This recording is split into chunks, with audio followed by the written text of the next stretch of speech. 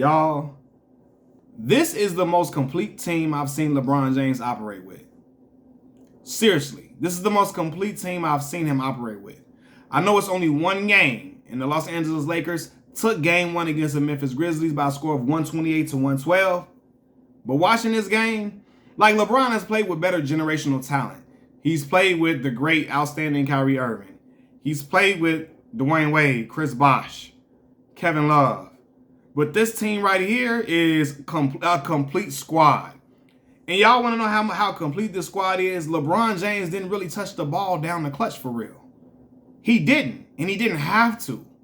And the Lakers still closed the game out. This is how deep this team is. Seriously. Rob Pelinka needs to win Executive of the Year. For real. He saved the Lakers season with those moves he made at the trade deadline. Like, it's looked better than what I ever thought it would look like, for real. Now again, it's only one game. Ja Morant did get hurt down the stretch of the game. Like, I think with like 5 minutes left, he got hurt. I gotta acknowledge that because that is a big thing. However, to see how them boys played tonight, it was special all the way around. From Rui Hachimura. Rui Hachimura finished with, he was the leading scorer of the game tonight. 29 points, well, leading scorer for the Lakers. 29 points, 11 of 14 from the field, 5 of 6 from 3, and 6 rebounds. Every time he was open for a shot, he knocked it down. That's big time. Whenever the Lakers needed him to knock down a shot, catch, swing the ball, he wide open, he knocks it down. He was knocking it down every single time. It was money. Austin Reeves, fam, like, to go from being an undrafted dude to playing like this, like, from his handle on the rock, his feel for the game, his big shot making ability, his free throw shooting, like, all around, Lakers gonna have to pay him. You're gonna have to pay that brother.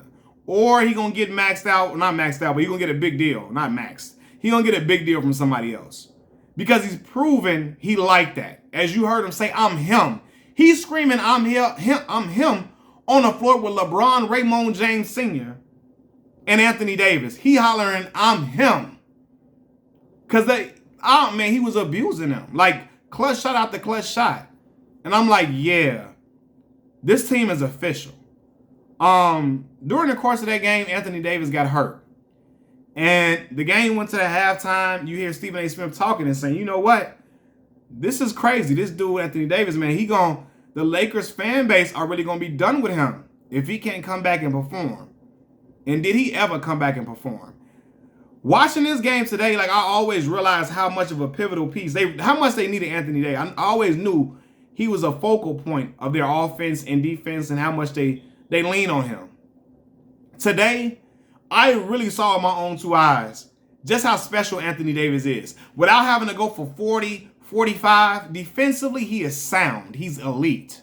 Like, his ability to time shots, his presence, getting them boys to alter their shots, then running out on a three-point line, guarding Desmond Bane. Like, making them shots difficult for them dudes. They can't really get a shot off at the rim without altering it, trying to come up with some type of crazy body maneuvering type shot to get the shot off. He's that efficient. The brother finished with 7 blocks tonight. 7, I said. 7.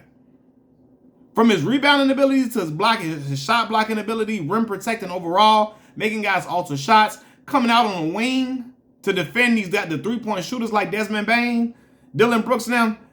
That's phenomenal. And then Jaren Jackson can't just get off in the post with AD down there. They need that brother. When he went out, and I said they need him, man. I'm watching how he defending guys, how he's sealing off the rim. Yeah, they need him. They need him. And he was big tonight. He didn't have to have 30, 40 points to be special and make an impact. His impact was felt all over the game. So, listen, man, like I really want to put this in perspective. The Lakers won game 1 by 16 points with LeBron James as their fourth leading scorer. Like, that's a big deal. It's game 1, and I know Ja Morant got hurt with 5 minutes left to play. I understand that for sure. I'm hoping Ja Morant is okay, and he's able to go for the rest of the series, and he's healthy, and he's able to come out and ball, because it's a hell of a series, and I want the teams to play at 100%, right? So that nobody can have an excuse on either side why the other team lost. But man, like, this was a game. This is a testament to how deep this Lakers team is. Now, role players, I said in my previous video where the Lakers sealed the 7th seed, where they sealed the deal on the 7th seed. I said that the role players would have to step up and hit shots. Tonight, that guy was Rui Hachimura. Next night, it may be Malik Beasley, right? It may be not even just a role player. It may be a pivotal 6-man like Dennis Schroeder, right? It may be one of them individuals coming out like another dude like Dennis. Like Dennis Schroeder didn't have an effective offensive game today, but defensively, selling the ball off from defenders, his defense was sound. Even after picking up 3 fouls in the first half, he stayed poised, stayed calm, stayed within himself to go and play the best defense he possibly could to distract or to try to disarm the shooters, like the marksmen on the Memphis Grizzlies team. Because Desmond Bane them open, even Dillon Brooks them open, they knocking that stuff down all day long. They knocking it down all day long. Jaren Jackson included, they knocking them shots down all day long. So it's up to the Lakers to play sound defense all the way through and through. LeBron James, 21 points, 8 of 16 from the field, 3 of 8 from 3, 11 rebounds, 5 assists, 3 blocks, 2 steals. Great defense from LeBron James. Problem that came into play tonight was the turnovers. Had too many turnovers. Turnovers at the wrong time. After he blocked one of the shots, he tried to throw it full court to Anthony Davis, underthrew the ball, turnover once again. The behind the back pass, that shit was terrible. Like, Bron is my, y'all know this is my boy, that's my dog. I'm like, nah, gotta clean up on those mistakes going forward. But, people can say, like, oh, LeBron didn't have a mega game. I'm glad he didn't have to have that type of game today. He's 38 years old. I don't think y'all remember that 2018 run when he was with the Cavs? And he was getting 39 here, 45 here, 40 there, 37, 36. He can't do that every single game at this age. He shouldn't have to, right? Don't have him exhausted through a playoff run. Like the end of a first round playoff, he's exhausted because he's older now, right? And even though he's been playing superhuman throughout his career, wear and tear gets to a person's body, and Father Time catches up at certain times in certain ways, right? He's still an excellent player, but he can't be going out there trying to go for 40 every single night. You're gonna need nights where guys like Austin Reeves, Rui Hachimura, Dennis Schroeder, Malik Beasley, D'Angelo Russell, those guys step up and hit big shots. And I gotta give a shout out to D'Lo, man. D'Lo, man, I don't know, man, the way he can double pump on a 3 and still knock it down and shoot it with so much confidence. Even when shots miss, a rim in and out for him. I'm like, yeah, he plays. I don't know, man. The way he plays, he finished with 19 points, 7 assists, 4 rebounds. A great game from him. Excellent game, right? Nice game. I say all the different, what do you call it?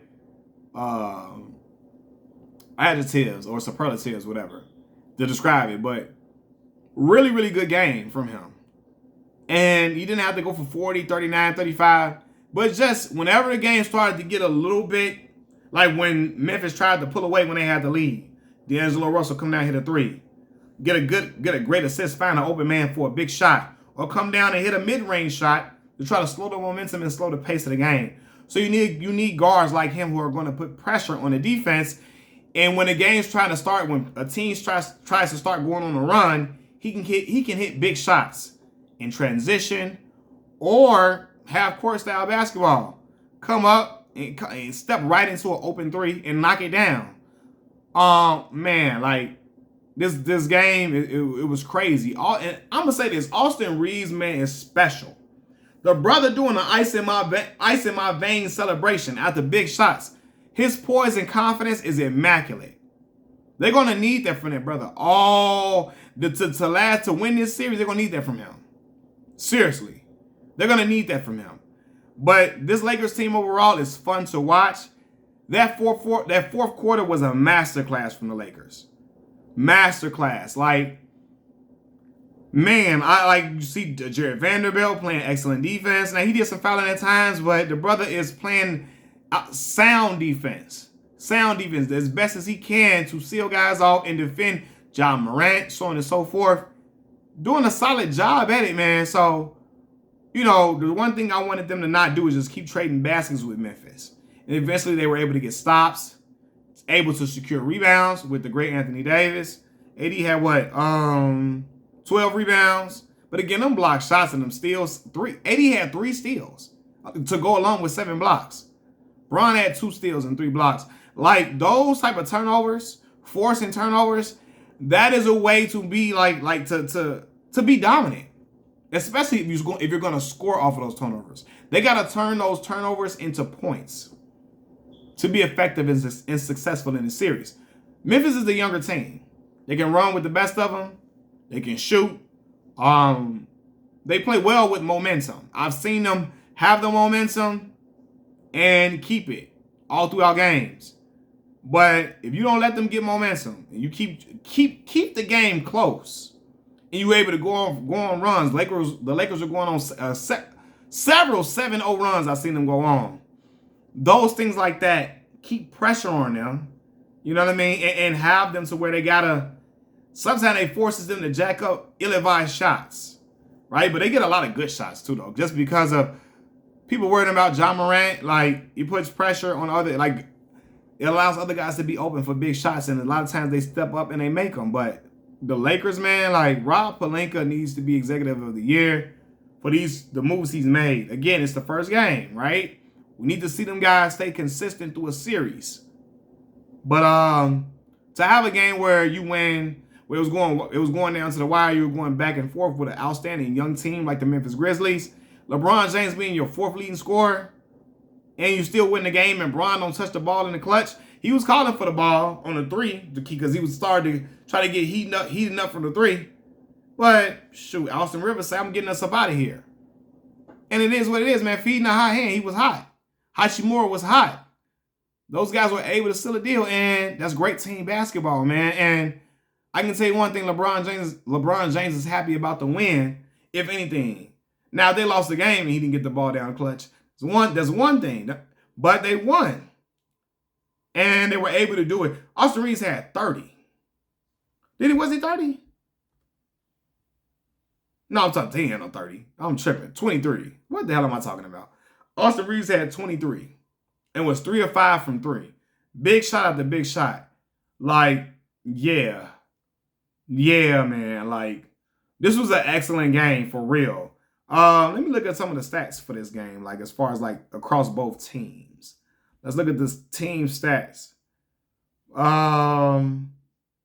Free throws, they shot the same exact amount of free throws.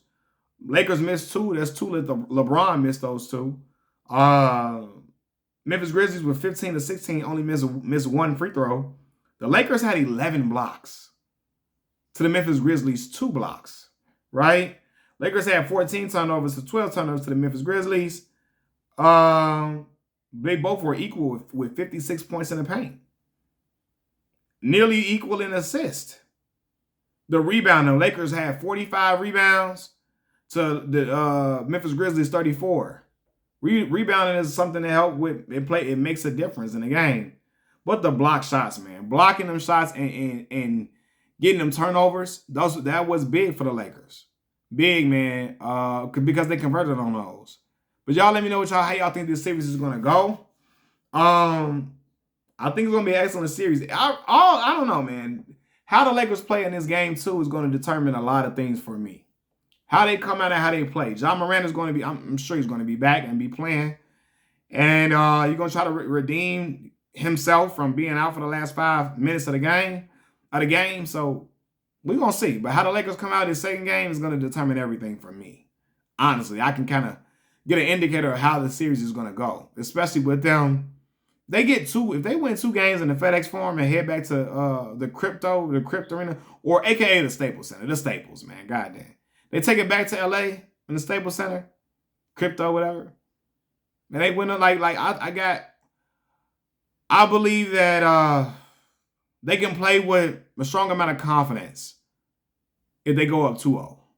They go up 2-0, they can play with a nice amount of confidence, man. But Overall, great game from the Lakers, man. Shot 53% from the field all game. Outstanding performance.